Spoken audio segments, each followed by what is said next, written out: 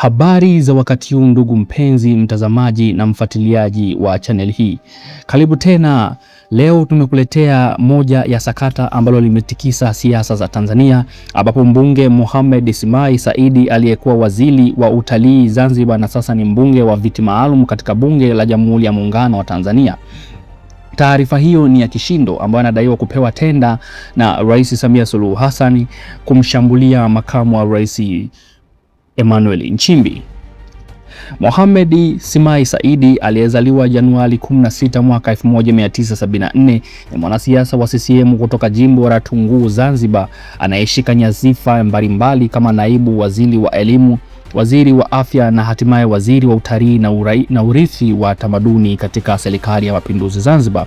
Alikuwa mwanachama wa baraza la utalii na bodi zingine za sanaa. Januari mwaka 2024 alijiuzuru ghafla akidai mazingira yasiyo rafiki na ya kukatisha tamaa katika kazi yake, na Rais wa Zanzibar Dr. Hussein Mwinyi alikubali ombi lake, na ambapo kuna madai ya nyuma ya pazia kuhusu ufisadi, biashara ya pombe na hata kuuza mabinti Pemba. Madai haya yameenea mitandaoni lakini hayana ushahidi thabiti wa kisheria hadi sasa, na vyanzo kama Jamii Forums pamoja na Instagram vinazungumzia sakata la pombe na migahawa, lakini Simai alisisitiza uaminifu wake kwa CCM pamoja na serikali.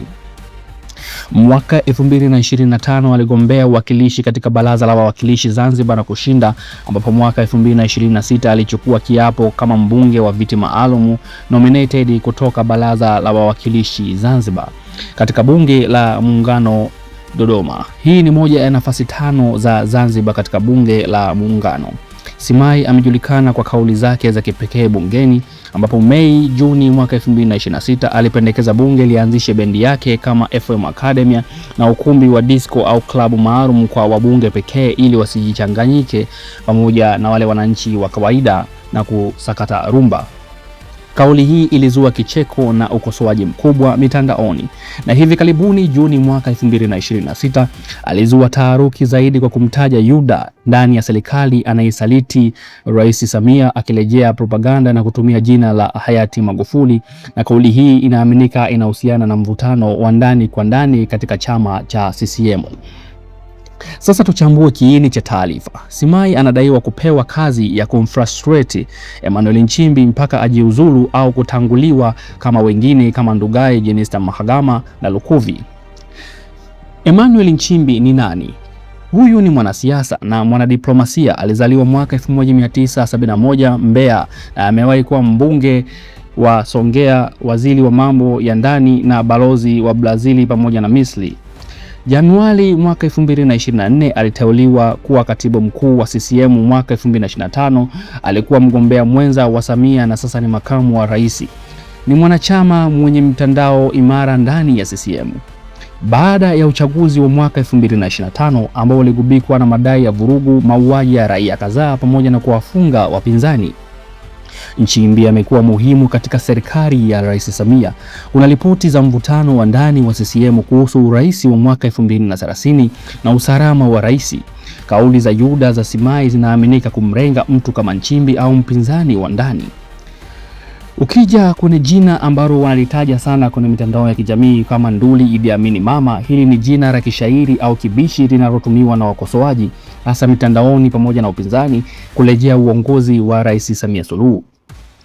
Hii inalinganishwa na utawala wa kidikteta wa Idi Amin. Linahusishwa na madai ya ukandamizaji baada ya uchaguzi wa mwaka 2025 ambapo maelfu yalidaiwa kuuawa au kujeruhiwa katika maandamano, na vyanzo vya kimataifa na mitandao vinazungumzia post-election violence.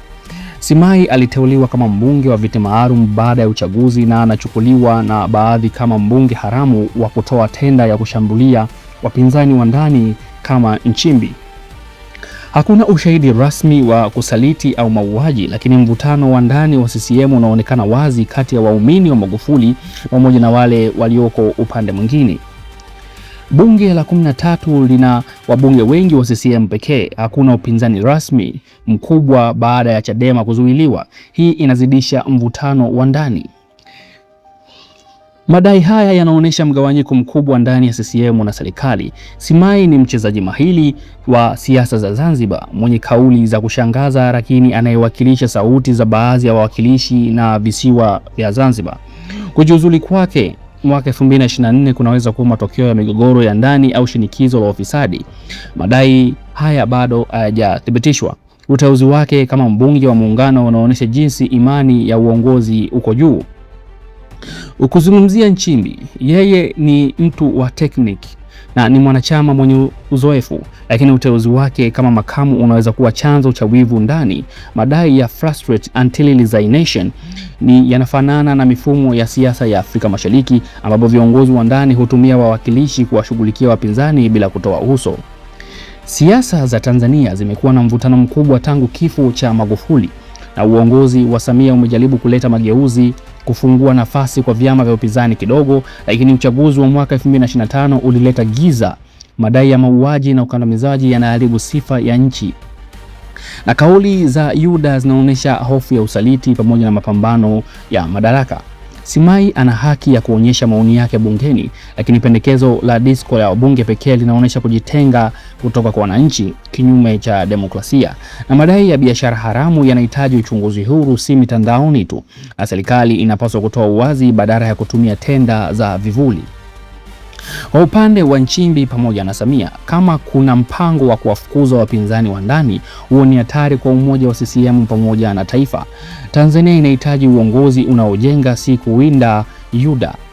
Demokrasia halisi inahitaji upinzani na uhuru wa kujieleza, si viti maalum pekee vinavyotumiwa kama zana. Hii inaweza kuwa sehemu ya mapambano ya ulisi wa mwaka 2030. Wanaomwita nduli Idi Amin wanaona uongozi wa sasa kama wa dikteta baada ya vurugu za uchaguzi. Lakini bila ushahidi mahakamani, madai haya yanabaki kama propaganda.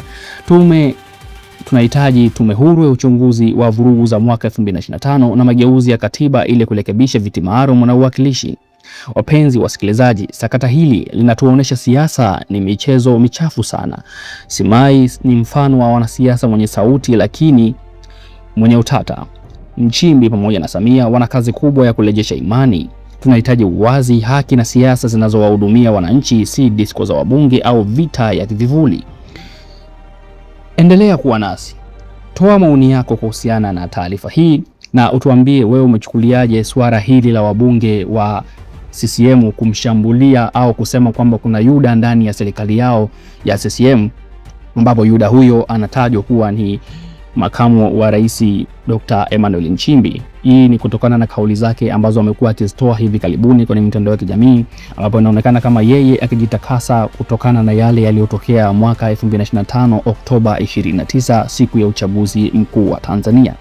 Yeye hataki kujihusisha na mambo hayo, anaona kama kilichofanyika hakikuwa sahihi, na anaendelea kutubu kila siku kadri anavyozidi kupata muda wa kuongea na wananchi au atakapopata stage yoyote ya kufanya hotuba zake. Mara nyingi zinaonekana kama wanajutia yale ambayo yametokea kule.